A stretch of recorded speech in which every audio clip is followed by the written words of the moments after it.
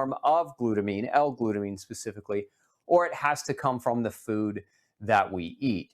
So it's very, very important. If you struggle with any of those chronic autoimmune or inflammatory conditions, that you understand that glutamine is going to play a very, very important role. And it's very, very critical that you eat the foods that contain glutamine in your diet adequately enough to meet that increased demand that those diseases can put on your glutamine stores. And we'll talk more about some foods that contain gluten here in just a minute.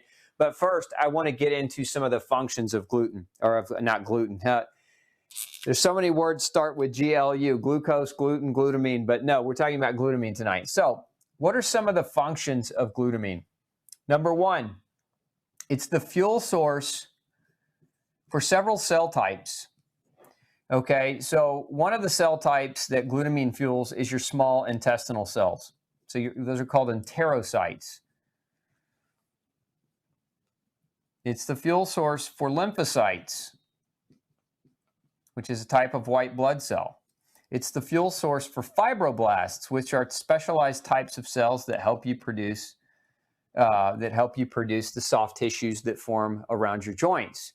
So collagen-based types of tissues.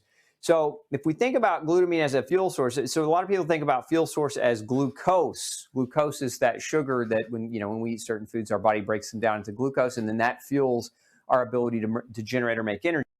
But the fuel source for your enterocyte, again, your small intestine, your lymphocyte, which is your white blood cells, and your fibroblasts are actually L-glutamine. So why is that important? Let's talk for a minute. I want to pause here on this. Why is it important that we understand that?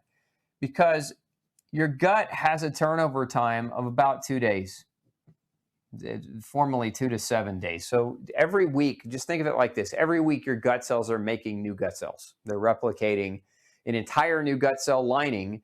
And so if you don't have adequate fuel, then these cells that are supposed to live every 2 days or so have to now live much, much longer. They don't replicate, they don't turn over as quickly. So your gut starts to deteriorate. Remember, your gut's a very volatile environment.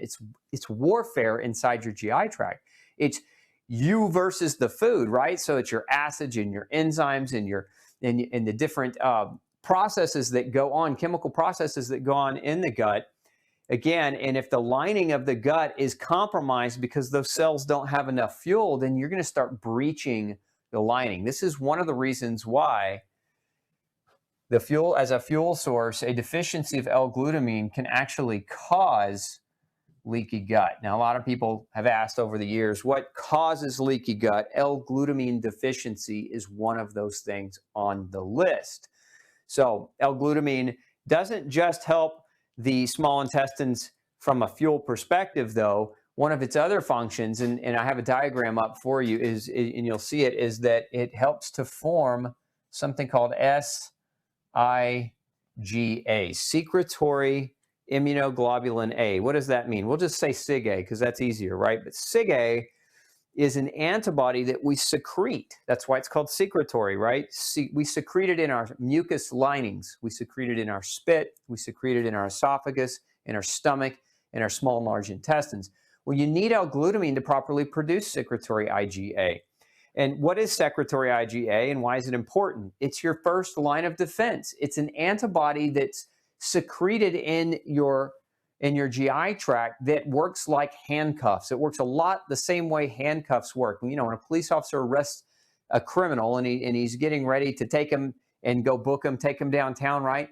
He doesn't want to fight him the whole way downtown, so he needs to immobilize him. What does he use? He uses his handcuffs, right? So your immune system uses secretory IgA as a set of handcuffs to bind on the bad guys so that they don't penetrate across your gut barrier into your bloodstream and wreak havoc. So by binding them in the gut, you can then poop them out, and then they don't have access to create damage. So secretory IgA is L-glutamine dependent, meaning you need L-glutamine to properly produce it. Now, the other thing that L-glutamine does within your GI tract is it actually stimulates mucosal repair.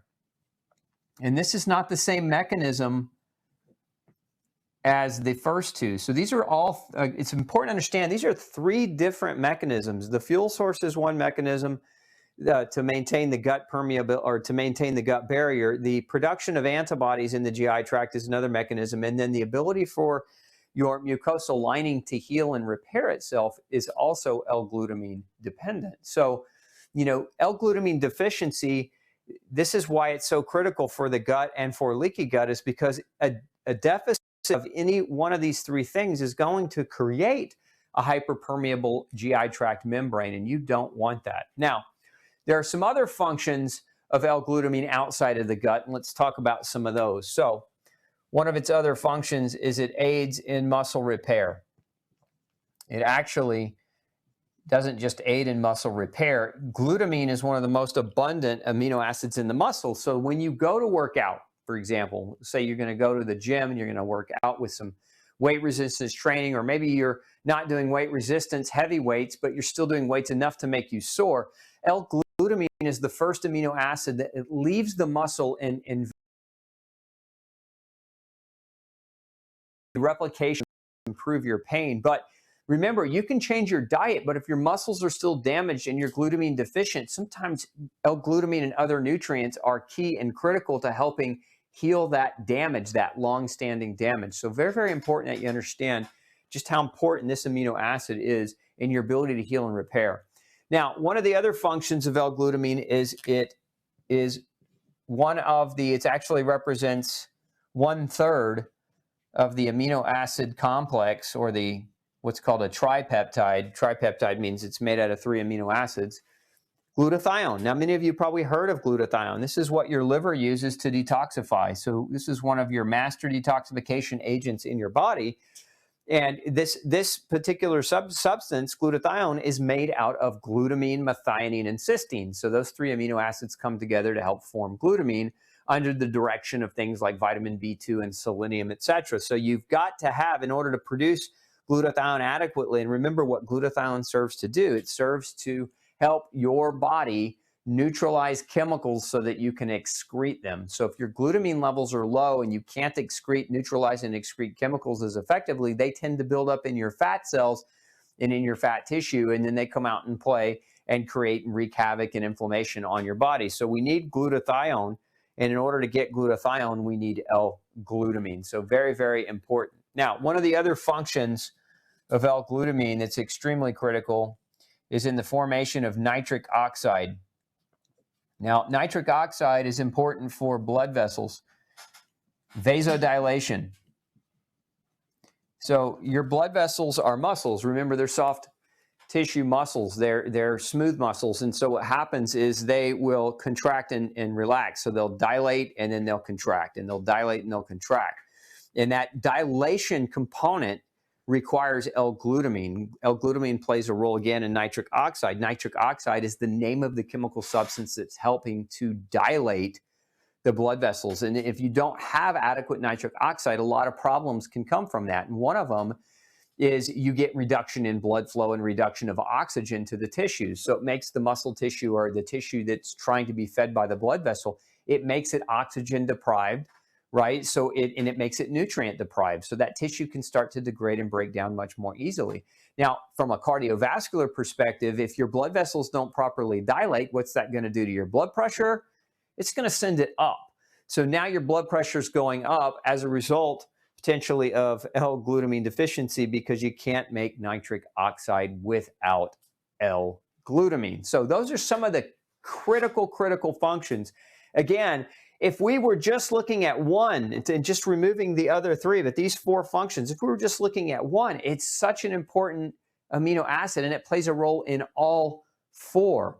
So very, very important that you understand that if you're struggling in any of these areas and you don't know why, I want to back up a minute to the gut, especially here. If you're struggling, for example, with leaky gut, you don't know why, and you keep collecting food allergies, like every time you find yourself week after week, month after month, starting to react to more and more different foods, there's a very strong possibility that you have a leaky gut, because that's how people generally start collecting food allergies, is they have an unknown reason why they have leaky gut. And so if they don't fix it, then they just keep becoming more and more allergic. So L-glutamine is critical in sealing that gut lining to prevent further acquired allergies from developing. So let's talk about those who might need to supplement with L-glutamine. Now that you have a little bit of basic information, basic background on L-glutamine, let's talk about who's going to benefit potentially from supplementation. So number one, I just mentioned, if you have a leaky gut, or if you've been told you have a leaky gut, or if you have all the symptoms of a leaky gut,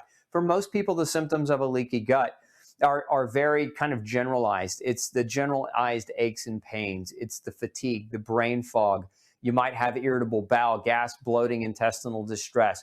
Like those are some of the main symptoms. But if you've got an autoimmune disease, if you've got a doctor who's diagnosed you with a form of autoimmunity, whether it be rheumatoid arthritis or lupus or Hashimoto's or Crohn's or ulcerative colitis or autoimmune hepatitis, doesn't matter. A lot of scientists now believe that leaky gut is one of the fundamental precursors that has to be present in order to begin developing an autoimmune condition. Now, that's not true 100% of the time, but it's true a lot of the time. So again, leaky gut oftentimes precedes an autoimmune disease. So if you've got an autoimmune diagnosis, it's most likely going to be partly due to leaky gut, and this is where those individuals might really do well with supplementation.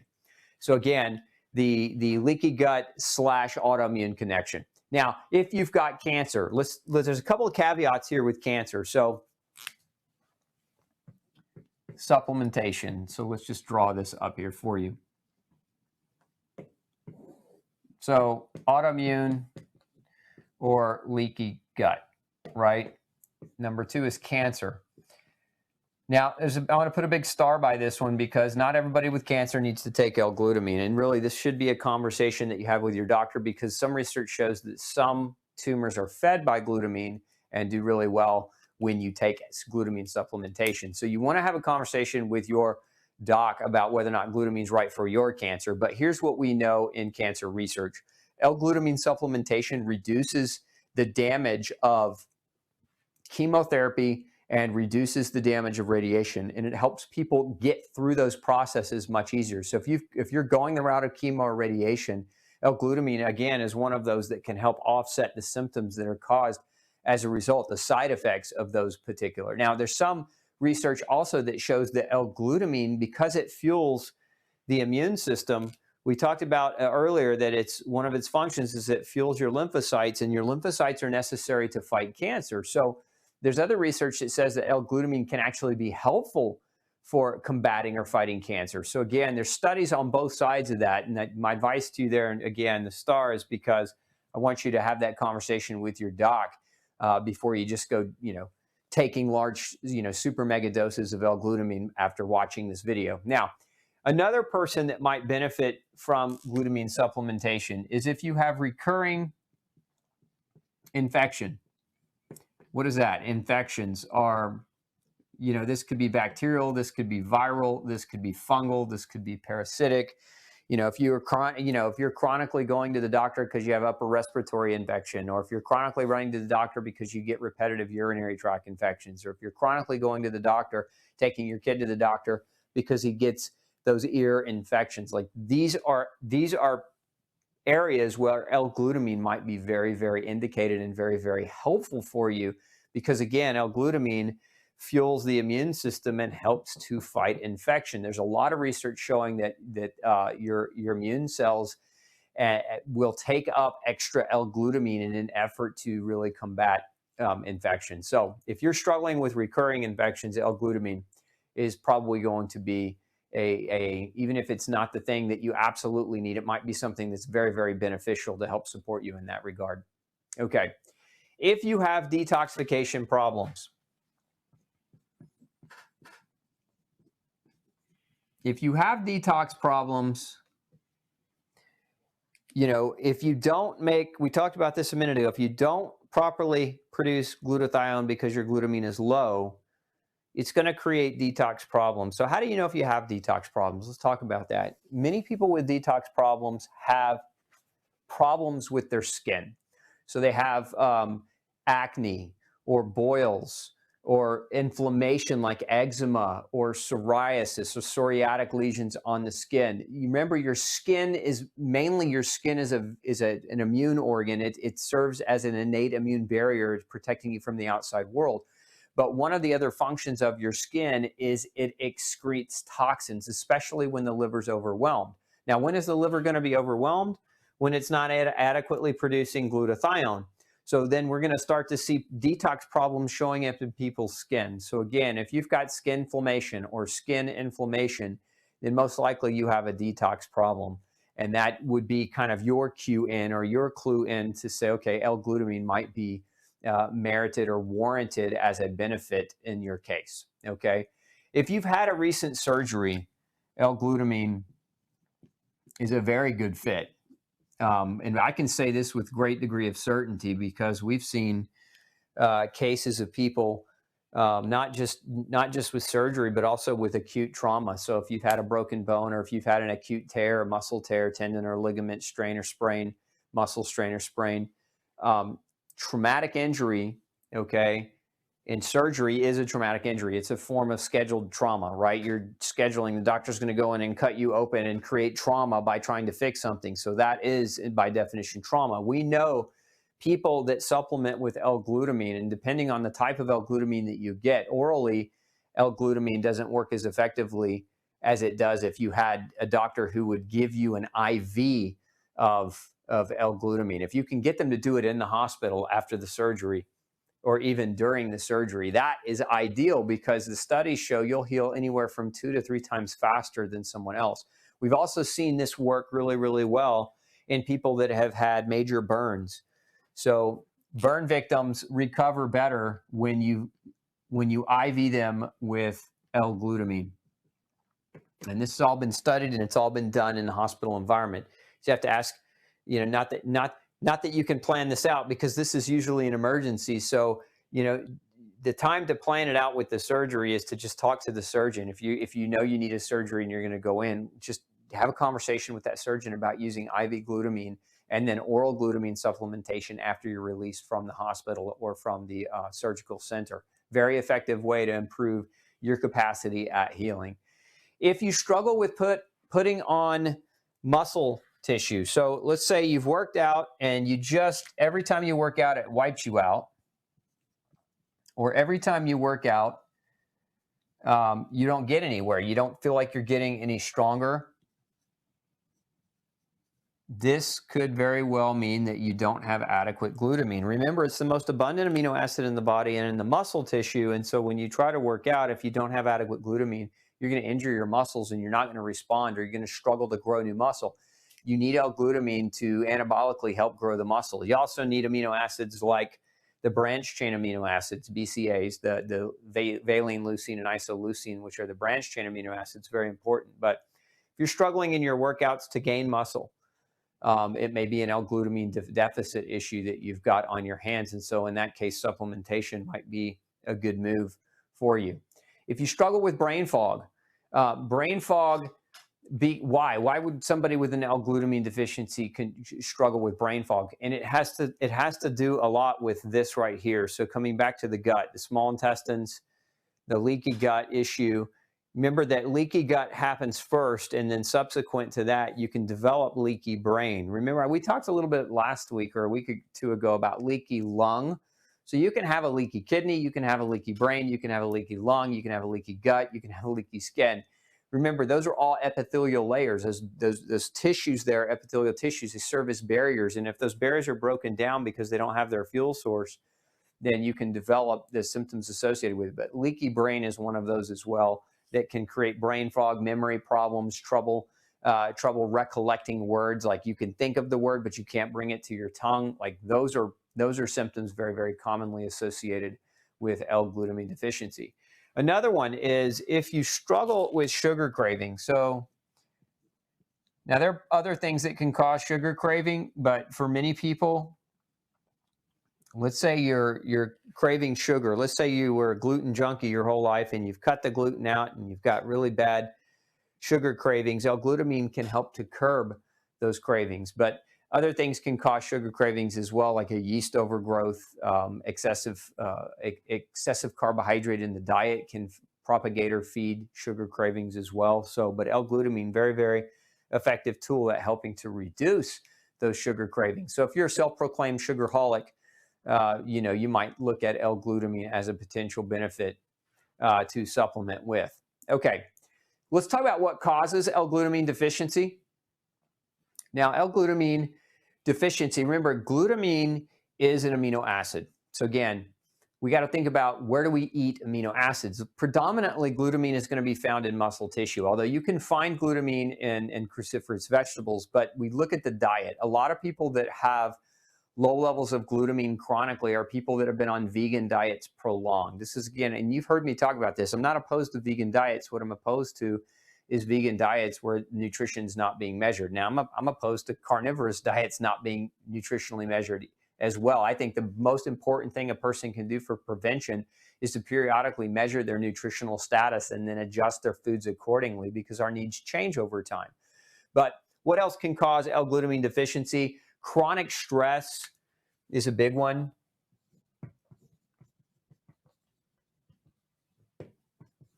So chronic stress, why? Why does chronic stress create an L-glutamine deficit? It actually has to do with cortisol. Chronic stress, when we're under chronic stress, we are secreting cortisol at higher quantities than what we would normally make. And cortisol is a catabolic steroid. It will break down your muscle tissue and it will break out that L-glutamine, and then your splanchnic bloodstream will sequester that L-glutamine when you have excessive corticosteroid floating around in your bloodstream. Now, what is the splanchnic nerve, or not nerve, but blood system? It's the blood system to your gut, to your pancreas, to your accessory digestive organs. So all that glutamine from your muscles gets sequestered and it goes towards your digestive tract. And so chronic stress will lead to glutamine pulling from the muscle to fuel the digestive tract.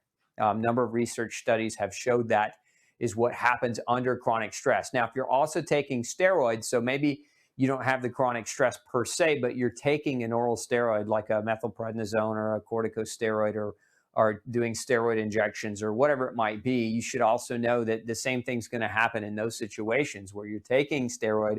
It's going to sequester the glutamine from your muscle and drive it to your accessory GI tract organs, and in doing so, it's going to make your muscles break down easier. It's going to make your muscles weaker. It's going to potentially make your muscles ache and hurt. So chronic stress is a big factor. Steroid use is a big factor in depleting your L-glutamine storage. Now, another one, remember L-glutamine, we get L-glutamine from eating protein, right? So protein, where do we find protein? Mostly in animal meats or animal products. It's where we're going to find the richest source of L-glutamine. And so in order to break those down, we need adequate and ample stomach acid. So your stomach acid is important as it relates to you being able to digest the protein to get to the glutamine. Remember, protein is multiple amino acids connected together, but your body, using stomach acid and proteases, breaks and cleaves that protein and breaks it down into its smaller amino acid forms. And if you don't have adequate stomach acid, then you could run into a problem with proper absorption. You could also be taking a medication like an antacid medication that inhibits your stomach acid from forming. So many of you may be taking Pepcid or Tagamet or Zantac or Nexium, like these drugs that suppress acid, or even the antacids like the Pepto-Bismols and some of the other over-the-counter like Maalox that kind of neutralize your stomach acid. Like these things can create a problem with your capacity. So, if you're eating bad and you're just drinking the pink stuff to kind of offset it, you're actually going to end up with muscle atrophy over time as a result of not being able to properly digest your protein and getting to your glutamine and your other amino acids adequately. So it's very common to see people with low stomach acid actually start to develop muscle wasting as a result of not being able to properly break down their protein. Other causes, if you've got a traumatic injury, if you've had an acute injury, or if you've been in and you've had a surgery, these things actually can cause or create glutamine deficiency. Remember, when you have trauma, your body sequesters gluten and tries to sequester it to that area. It also tries to upregulate its production of internal L-glutamine. But if it's a severe enough trauma, you're not going to be able to meet that demand. That's what I said earlier about glutamine being conditionally essential, meaning under certain conditions, you can't make enough to meet the demand to supply it. So this is where trauma can actually create a glutamine deficit problem. And so that's why I recommend over here with the surgeries, with the traumas, things of that nature, that you consider getting with your doc about glutamine supplementation. Overtraining. maybe you love to exercise, and maybe you love it too much, and maybe you're too aggressive with it, and so maybe you overtrain, right? And this could be, the example here would be somebody who works out 2+ hours 5 days a week. They're just really overtraining. They're not getting adequate protein to meet that overtraining need, and so their muscles are breaking down. They're getting super sore, and they predispose themselves to injuries. It's very, very common in athletes who overtrain, who do too much over time. So if you overtrain, if you're an athlete and you overtrain and you don't take periodic rest weeks, which you should be doing, you should be scheduling in program rest into your training regimen. It's very important.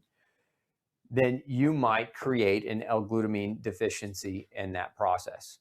Now, another cause, as I mentioned earlier, is a vegan diet, but it doesn't even necessarily have to be a vegan diet. It could be a non-vegan diet, but the protein level, you could just be getting in not adequate protein. So inadequate protein intake or low protein intake can also cause an L-glutamine deficit.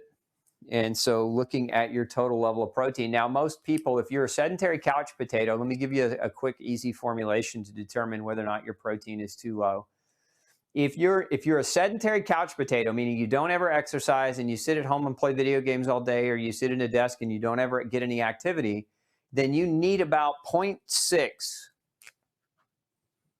grams of protein, 0.6 grams of protein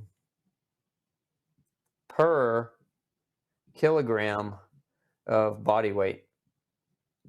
So how do you know what you weigh in kilograms if you're from the US and you're not in the UK or in a country that uses the metric system? Take your body weight in pounds and divide it by 2.2. So you just, right here, 2.2, and that'll give you kilograms. And then you can multiply that number by 0.6. And that's how much protein that you should be eating in your food every day to maintain your couch potato status.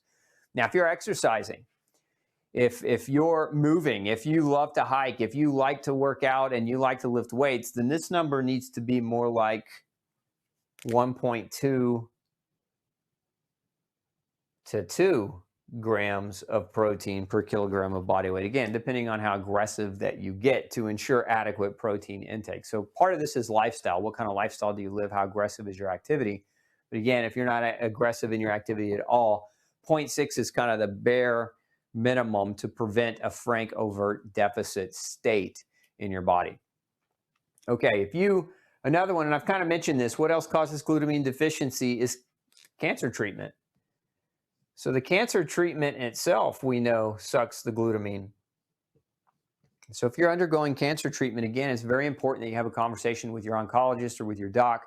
Say, hey, look, while we're doing this treatment, is there any way, is my tumor, is my cancer the type of cancer that's going to be fed by glutamine, or is that safe for something that I can take? Now, many of you may be scoffing and saying, there's no way I would allow for chemoradiation.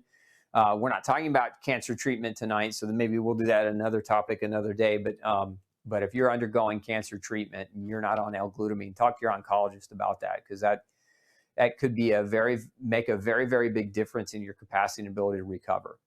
Now, additionally, what else can cause a glutamine deficiency is an inflammatory bowel problem. So, IBD, what does that stand for? Inflammatory bowel disease. What does that mean? That means diseases like celiac disease. Those of you who follow me on Gluten-Free Society, we've been talking about gluten-induced inflammation in the GI tract for almost 20 years now. And inflammatory bowel disease, celiac disease is one of those. As a matter of fact, studies show that in celiacs, glutamine actually helps increase the size and the height of the villi. So glutamine, very, very helpful, can be a very, very helpful aid in the recovery of trying to overcome celiac disease for those that have maybe gone grain-free or gluten-free, and they're trying to help their villi repair and heal so that they're not malnourished going into the future. L-glutamine might be right up your alley. Now, also Crohn's disease, which is an inflammatory bowel disease, and ulcerative colitis. Ulcerative colitis typically affects the left side of the large intestine. Crohn's typically affects the right side of the large intestine and the distal small intestine. So if you've got those types of diagnoses that you've been given by your doc, those are things that we know for certain can contribute to L-glutamine deficiency. And so you might want to ask your doctor to measure your L-glutamine, or to, give you a suggestion on how much L-glutamine that you should be taking. Okay, let's talk next about food sources of L-glutamine. I mentioned earlier, it's an amino acid, right? So as an amino acid, it's protein, or protein building block. So we want to understand that getting adequate L-glutamine is generally going to be found in meats. So organ meats, beef, chicken, liver, fish, all great sources. Eggs, a great source of L-glutamine. There's a lot of L-glutamine. Just eating 2 eggs a day is going to get you a lot of L-glutamine, a couple of grams worth of L-glutamine in your diet. We can also get L-glutamine, though, from, so I said eggs and meats. We can also get it from cruciferous veg. So that's, your sauerkraut is a really great source, but so is just plain cabbage. You don't have to actually take it and ferment it. It's a good source either way. You can also get it from broccoli and cauliflower. You can also get L-glutamine from asparagus. So good sources. Now, I will mention one other, and that is, if you're doing any dairy at all, which is, if you're going to do dairy, I recommend, first of all, that you get tested for dairy allergy, because there's a lot of crossover between gluten and casein, which is the name of the protein found in dairy. And so many people with gluten problems don't do well with dairy at all. So if you're gluten sensitive, this may not be the best advice for you. But if you're not, or if you are, some people can tolerate A2 milk. It's a different genetics that comes from a different kind of cow. There's what we call A1 milk, and then there's what we call A2 milk. Now, most commercial milk in the grocery store, when you go to the store, is produced from A1 cows. And research shows that A1 dairy, actually, there's some linkage to autoimmune disease, whereas not so much with A2. So if you're going to do this to get glutamine, it needs to be A2 cows.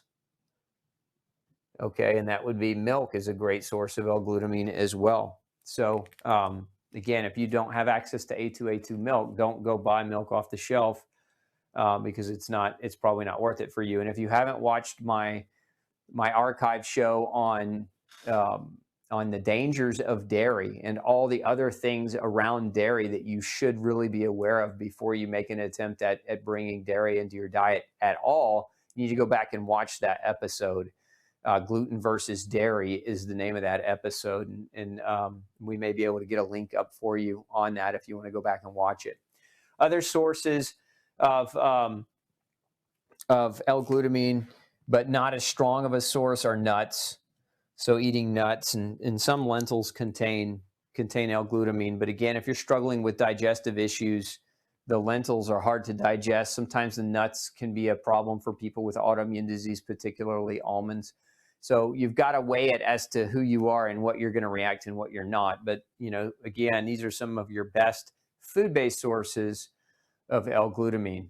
So I like, and when I see people with these types of problems, they come to me in my practice, and one of the things that we're going to do every time is we're going to measure their L-glutamine levels, because L-glutamine is such a critical amino acid. It has so many different important functions. We don't want to not know whether or not L-glutamine is inadequate. Like, that's just not, to me, that's not a negotiable thing that we want to leave in the dark because of its so many different important functions. Remember, it is a fuel source for your intestines and for your white blood cells and for your fibroblasts. So without L-glutamine, those 3 tissues don't work very well. And you're talking about these types of problems, you need your gut, and you need your immune system, and you need your fibroblasts to be able to generate new collagen and form peptides. So, you've got to have L-glutamine for that regard. So it's not something that we want to leave unmeasured. So let's talk a little bit next about some of the supplementation strategies. I'll give you some general guidelines on supplementing with L-glutamine. So quality matters. Free-form amino acids are not created equally. I mean, some people use a lot of chemical agents and stripping agents to produce amino acids. So you have to be real careful. So the quality matters. And, the old saying goes, and this goes for any supplement really, you get what you pay for. If it's a deal, it's more than a deal. It's probably not a deal for you. Like, it may be a deal for your pocketbook, but it's not going to be a deal. It's not going to be a deal for your health. So when it comes to supplements, quality and premium quality is very, very important. Okay, so let's talk about dosing. So if you're just trying to take kind of a daily maintenance dose, kind of supplemental glutamine, this is generally pretty safe for the average person. Anywhere between 500 and 1,000 milligrams is a good kind of maintenance dose. You're not going to get, probably not going to get a lot of the symptoms or side effects that can be associated with mega dosing of L-Glutamine.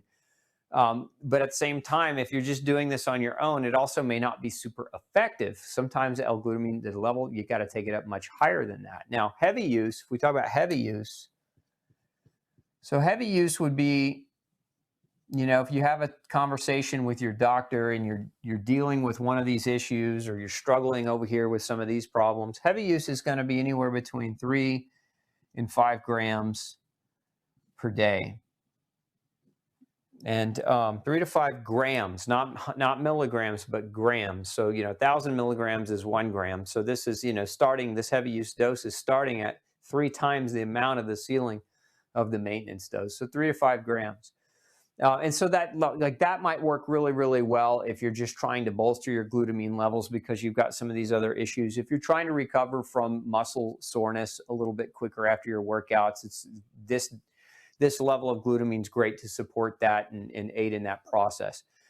If you are talking about megadosing, though, megadosing, I don't recommend megadosing because that's anywhere between 6 and 30 grams a day. And if you're not under supervision, you shouldn't go near this. Like, that's just my opinion. You shouldn't do this if you're not under direct supervision because there can be side effects associated with taking L-Glutamine, and sometimes they can be pretty bad. I've seen, actually one time I saw a young man, he came in to see me after he tried to take his own L-Glutamine, and he was taking upwards of 10 grams a day, just trying to do the right thing. And he ended up in the hospital in the ER room. And what was wrong with him was he developed severe migraine headache as a result of overdosing. It was just too much for his body to be able to handle. People who are, generally speaking, people who are poor methylators don't do as well with super higher doses of L-Glutamine. So you got to watch out. Let's talk about some of the side effects. So now that you kind of know what some of these kind of ranges can be, the side effects: headache, particularly migraine headache; anxiety. If you find yourself to be kind of a low-key, chill person, and you start taking L-Glutamine, and then you're like crawling up the walls or wondering why you feel antsy, like that might be a side effect of L-Glutamine. So pay attention to that. If you get nausea, you feel sick to your stomach a lot, that could be potentially L-Glutamine. If you get diarrhea, you're taking too much. Remember, glutamine's an osmotic, so it will pull water into your bowel. And so some people with constipation take L-Glutamine just like they might take magnesium or vitamin C to kind of thin their bowel movements or loosen their bowel movements. But again, if you're starting up with diarrhea, it's too strong a dose. You're getting too much in. So pay attention to those particular symptoms. And if you're having them, you might want to reconsider the supplementation that you're using. Now, one other thing that can happen with L-Glutamine is it can cause flatulence. So it can cause gas, right? And it's very, very embarrassing or uncomfortable if you're in a work environment and you're taking heavy megadoses of L-Glutamine and you're scaring everybody off. You get the gist, right? So taking L-Glutamine at too high a dose can also create a foul flatulence. So you've got to, again, be careful of that as well. And you have to weigh those risks with the potential benefits based on who you are, what you're doing, but also, my opinion, based on really having a conversation with your doc as well. So there's your crash course on L-Glutamine. I want to dive into the Q&A at this point. So if you've got questions, fire away. We're going to do our best to get as many of them answered as we can. Oh, you're welcome, Yvonne. Yvonne says, thanks. Thanks for so much great information. So appreciate you. I appreciate you too, Yvonne. Thanks for tuning in. Let's see.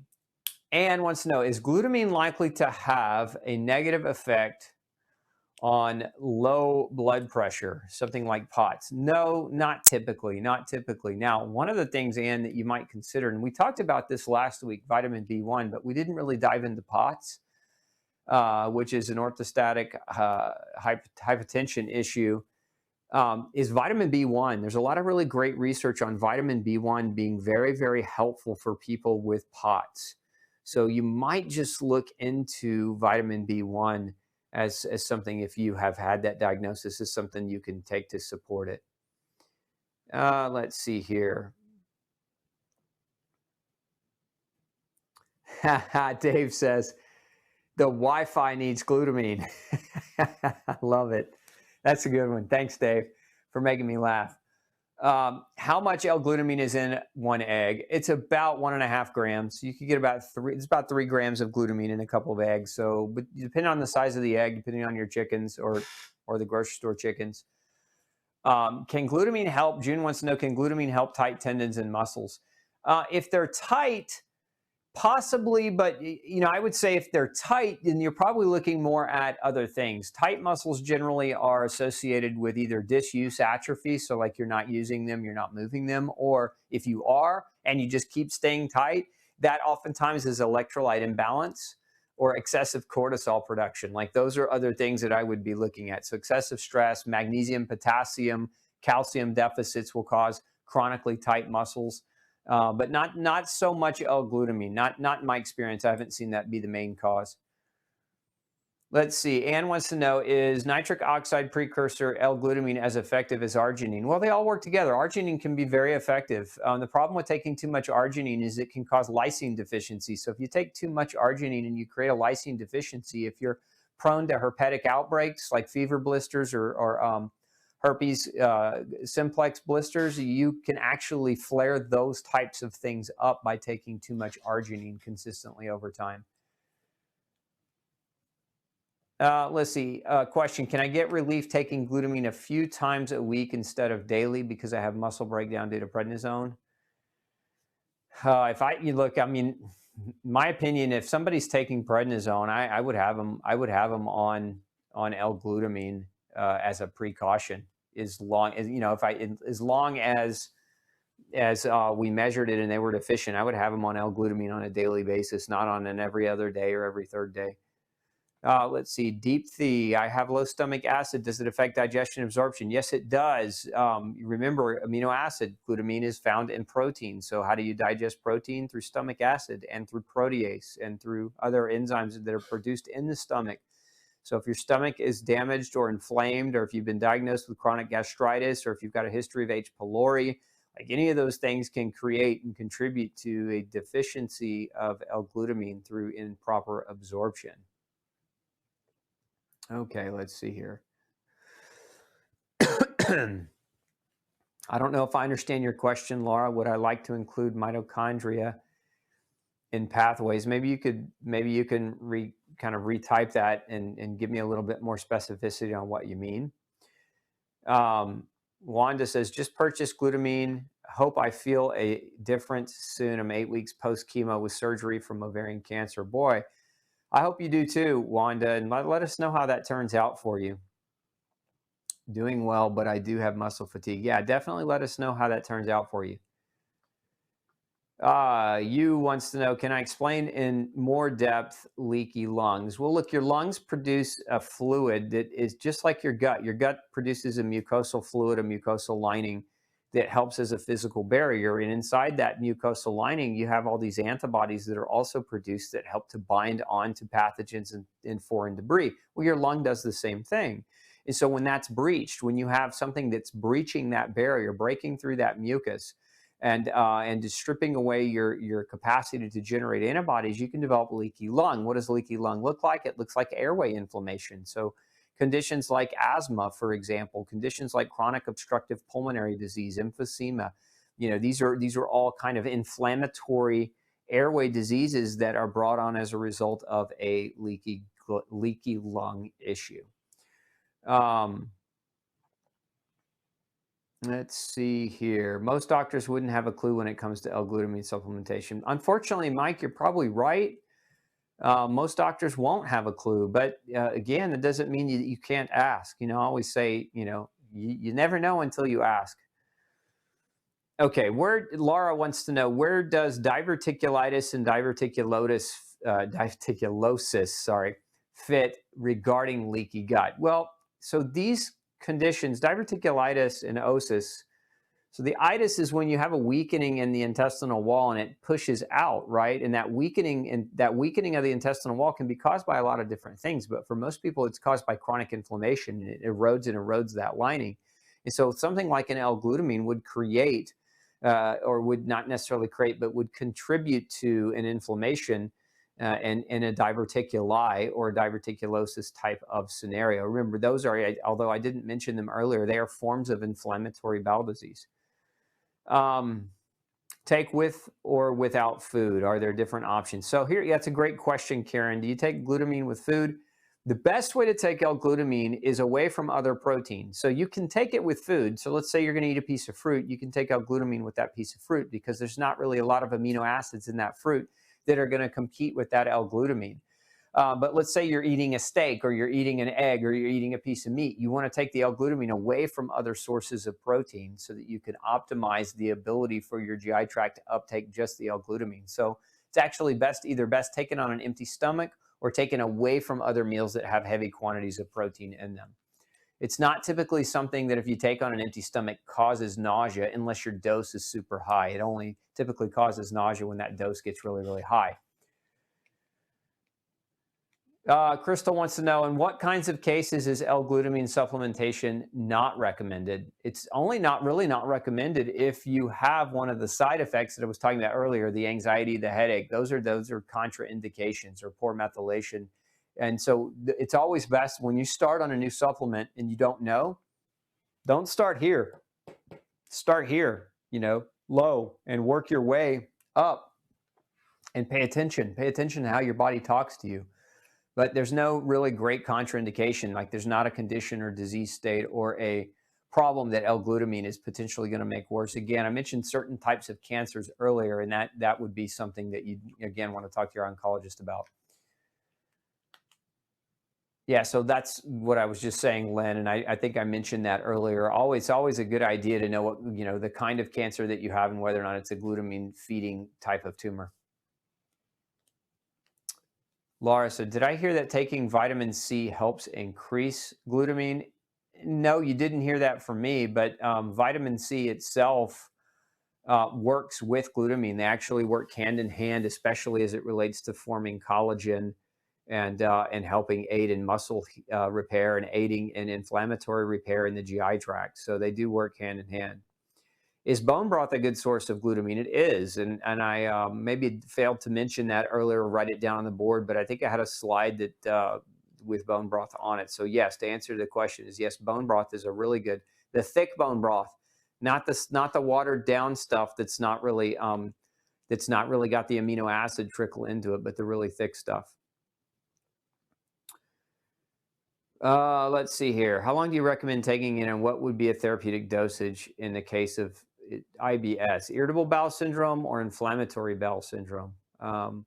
It depends. Everybody's a little bit unique and different. Again, I'm not giving medical advice on this show, but again, if you're going to start with L-glutamine, I always recommend you start with something low, and work your way up to doses as tolerated. Chris wants to know, what would be a cause of keratosis pilaris? A lot of things, mostly in something that's creating internal inflammation, but protein deficiency can cause it, vitamin C deficiency, zinc deficiency, vitamin A deficiency. So a lot of things can actually create that type of problem. Can L-glutamine supplements help with teeth eruption? It's a good question, Marie, and I honestly, you stumped me. I don't know. I haven't read any research or literature on L-glutamine helping with the teeth in that way. We do know that L-glutamine is very important for the collagen synthesis and for peptide generation around the gum line. So, it's possible, but I haven't read anything directly that I could quote or say, yes, absolutely, beyond a shadow of a doubt. Let's see here. Linda says, would occasional yellowing of the skin and eyes and high total bilirubin be an issue with L-glutamine? I did have yellow jaundice when I was small and was told later that it was probably a hepatitis. So would L-glutamine cause jaundice? No. I've not seen a case of jaundice induced by L-glutamine supplementation. Linda, jaundice, I mean, typically there's a liver issue, right? There's either a problem in your liver or you have something called a hemolytic anemia. Those are really the two major primary sources of yellow discoloration of the skin and eyes. So the difference really being is that you break down, there's a tissue that is, when your red blood cells break, and regenerate or basically recycle, they break open and they release a substance called bilirubin. That bilirubin is then subsequently recycled by your liver. It's converted from bilirubin to biliverdin. But if your liver's broken, you can't properly convert bilirubin, and so your bilirubin levels go up in your bloodstream, and it's a yellow pigmentation, so your skin turns yellow. So if your red blood cells are breaking too quickly, that can also happen. So it can happen if your liver's not working, but it can also happen if you have what's called a hemolytic anemia, where your red blood cells, where their membranes are just too weak and they're breaking aggressively fast. And there are a number of different things that can cause that. Now, there's some new research coming out that shows that L-glutamine is important for the membrane stability around cells. I haven't seen anything in particular about L-glutamine deficiency causing hemolytic anemia, but it's an interesting observation. Let's see here. I take daily prednisone and experiencing muscle breakdown. How much and what kind of L-glutamine? Look, my favorite brand of L-glutamine, if you want my opinion, is the formulation that I have, because I know where it comes from and I know how it's produced. And that we can put a link up to that if you'd like. But dosing is a highly variable thing. Probably something you should talk with your doctor about. But again, if you started here, there's nothing wrong with starting there again, and then kind of supplementing your way up based on your tolerance. But as far as an exact dose, it's really hard to say, because it's different. Different people weigh different amounts and have different needs. And there's the other question: are you even glutamine deficient? Let's see. I think I answered that one already. Evie says, when discussing diverticulitis, you seem to say that glutamine would not be beneficial. No, you misunderstood that, Evie. I said that L-glutamine is necessary to help preserve the integrity of the lining and of the health of the intestines and colon. And so it would actually play a potential role. So if I said that it came out wrong, or if you misheard it, that's a possibility too. Let's see here. Anna, will L-glutamine help as part of a protocol with strengthening the vessels of the eyes and assist in helping to heal uveitis? Anna, honestly, if you've got uveitis, don't just go buy L-glutamine supplementation. First, I'd say if you're going to spend money on something, best money is spent on the book No Grain, No Pain. Go buy it, read it, live it. That book was written based on my 20 years of experience. And there's not, in my opinion, there's not a better kind of template, a generalized template for somebody to follow who's struggling with a painful autoimmune condition like uveitis.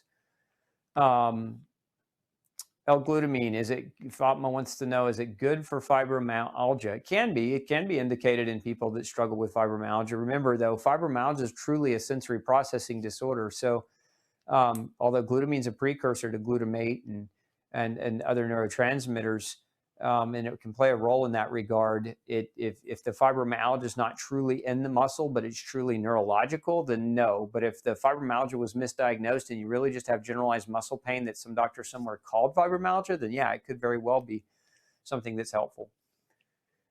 Are there issues with long-term use of glutamine? No, I mean, the safety data on glutamine is pretty strong. There's no major side effects beyond the ones that I listed. So again, it becomes an issue of paying close attention. And again, it's the most abundant amino acid in the human body. So it's kind of like water. Can you overdose on water? Sure you can. We call that drowning. But it's very unlikely, unless you're doing, this down here, the super mega dosing, that you're gonna create a long-term detriment. So Deepthi wants to know, does low stomach acid make it harder to digest L-glutamine supplements as well? No, because remember, L-glutamine, true free-form L-glutamine in a supplement is in its smallest form already. It doesn't have to be broken down. It's already broken down. So once it goes past the stomach, it gets into the small intestine, where it can be absorbed through transporters, but also through passive diffusion. Does L-glutamine help at all for Epstein-Barr virus or Hashimoto's? Well, from an Epstein-Barr perspective, remember your body needs, well, I erased it already, lymphocytes, right? And we didn't really talk a lot about lymphocytes, but lymphocytes, you've got B cells that are lymphocytes, you've got T cells that are lymphocytes. And so these are specialized white blood cells that help fight viruses, right? Your lymphocytes are kind of the cells in your body that help fight viruses. So from that perspective, if your glutamine is low, does it make your immune system less apt at fighting off something like a virus? Absolutely, it does. So, so there, it could be an important piece of the puzzle for you. Can we have a future Q&A session on questions regarding your book, No Grain, No Pain? I'd love to. I'd love to do that, Virginia. Sure. Linda, you are reinforcing how much stress contributes to health issues. Thank you. You're welcome. If I could just stop stressing. That's the whole thing, isn't it? And remember, it's not stress that creates disease. It's chronic, repetitive stress that you don't acknowledge and deal with. There's very, very different things because our bodies are stress adaptation machines. It's when we don't deal or cope with something that we're stressing out about that stress bioaccumulates internally, and then we internalize it, and then it creates all kinds of biochemical havoc. Could diverticulitis be reversed with a proper diet? Yeah, it could be, Chris. It can be reversed. Whether or not L-glutamine will play a role in that is largely dependent upon the person. Again, in my opinion, you test. If you're trying to find out how to figure out what's creating an internal problem, then you test. You don't guess. You test.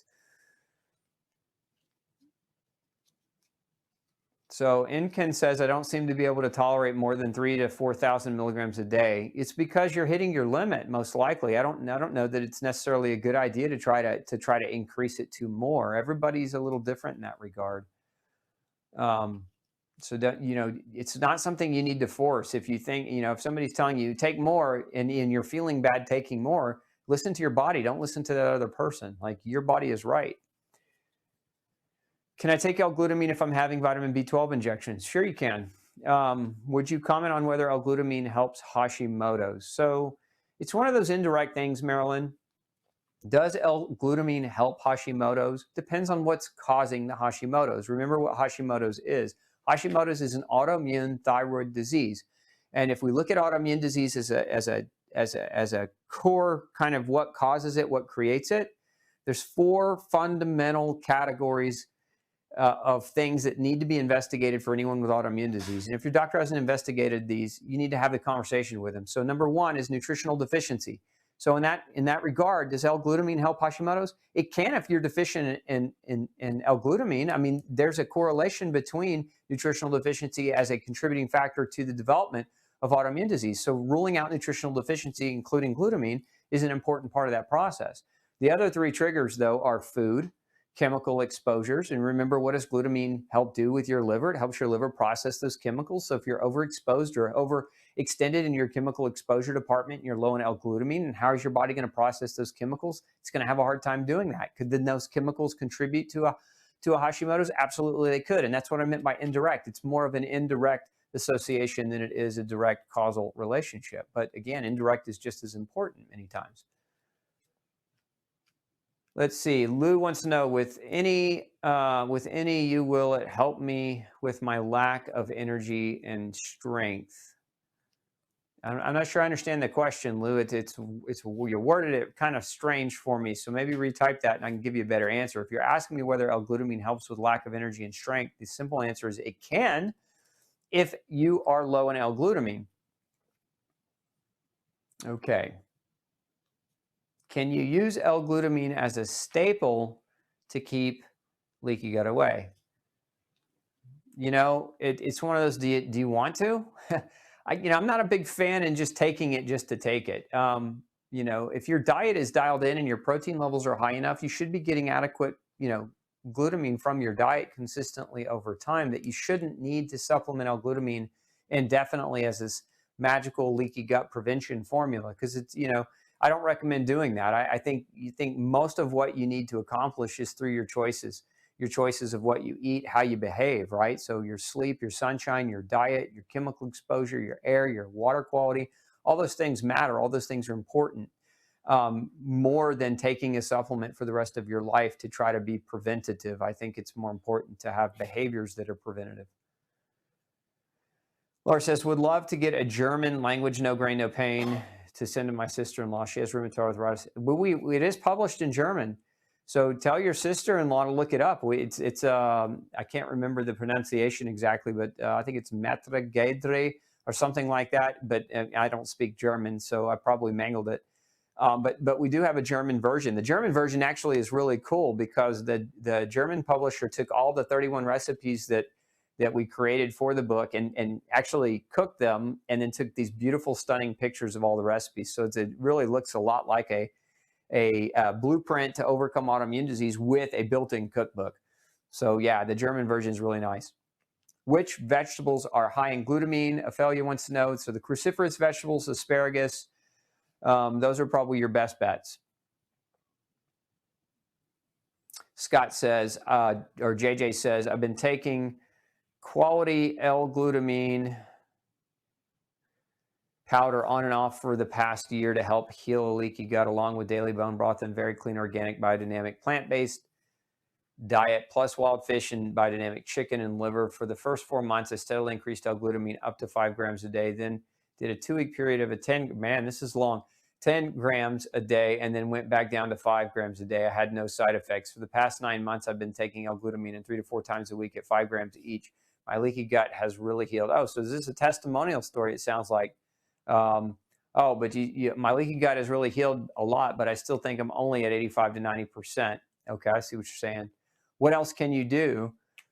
If you're working with a doc, get them to measure you for food and chemical reactivity, because even if your diet is really, really clean, you could be allergic to that biodynamic meat. You could be allergic to those biodynamic vegetables. So have somebody measure your reactivity to food, because that may be something that's holding you back. Also have somebody measure your other vitamins and minerals, your nutritional status, because that oftentimes is something that holds people back too. B12 deficiency, folate deficiency, B6 deficiency, magnesium and zinc deficiency are all critical for helping the GI tract heal. And you might even be supplementing with those nutrients, but if the doses aren't high enough, they might not be effective at helping you reach your goal. Okay. Can you take glutamine if you're allergic to milk protein? Yes, you can. All right. Well, we've gone over tonight, so the questions just didn't quit rolling in. So again, if you haven't already, a couple things. Number one, hit the subscribe button. Hit the subscribe button next to the video, and then hit the bell next to that. That bell means you'll get notifications from us every time we go live or anytime we publish a video update for you. We try to put at least 5 new videos up for you a week. I want you to stay abreast as best as possible. Go visit me at glutenfreesociety.org. If you give me your name and email, we'll send you a free gluten-free survival guide and starter kit. And it's very, very valuable information that'll help you navigate better the gluten-free diet. And if you haven't already, remember, no grain, no pain. That is kind of your baseline of information. If you go read the book, No Grain, No Pain, and you come to the Monday night show, you're going to be taking so much more away from the show, because you'll have that background of information and knowledge that'll give you a head start and allow you to let this information sink in so much better. So hope you have a fantastic week. Wishing you excellent health. We'll see you next Monday night. Hey, don't forget to tune in next week, same time, 6 p.m. Central Standard Time, for another Pick Dr. Osborne's Brain show. Bring all your toughest health questions to me. I look forward to answering them. And before you leave today, make sure you hit subscribe. And once you do, click that bell. That bell is going to allow us to remind you right before we go live. But it's also going to allow us to remind you when we come out with other video content all week long. We've got lots of episodes coming your way all week long, and I don't want you to miss anything. So again, subscribe, hit that bell so that you can get notified when we have that new information put up for you. Thanks so much, and I'm wishing you excellent health. Have a great week. We'll see you next Monday night.